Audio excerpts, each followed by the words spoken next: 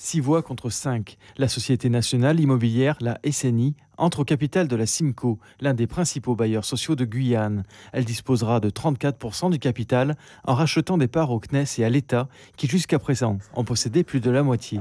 Un vote que les salariés regrettent amèrement. C'est une déception, même si par ailleurs on nous aurait garanti le maintien de nos avantages. Mais notre regret, c'est de voir que la Simco ne soit plus véritablement une société guyanaise, tout simplement. La ville de Kourou et la CTG détiennent toujours 48% de la Simco. Pour elles, l'enjeu est de taille. Jusqu'à présent, elles se sont opposées à l'arrivée de la SNI dans le capital, car elles souhaitent pouvoir agir sur la politique du logement en Guyane et la commande publique. La Simco, en bonne santé financière, représente un parc de 7000 logements. À terme, les collectivités espèrent encore pouvoir racheter des parts au CNES, 3% du capital, pour en détenir la majorité. La partie ne serait donc pas encore terminée.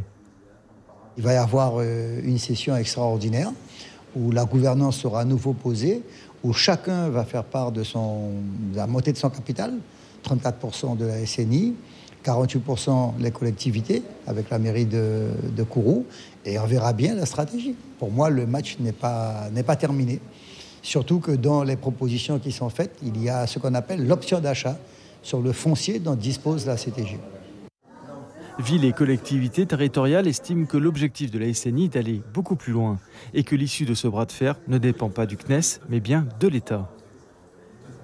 Derrière la stratégie de la SNI, on le sait bien, faut pas se leurrer. La SNI veut devenir majoritaire. On sait qu'il y a des ministères de tutelle au-dessus. Mais c'est une question décisive pour la Guyane et c'est un choix politique que les ministères doivent prendre aussi au niveau du CNES.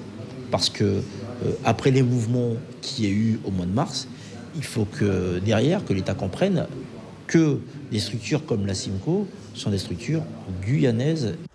Sollicités à l'issue de ce conseil d'administration, les représentants de l'État qui étaient présents n'ont pas souhaité s'exprimer.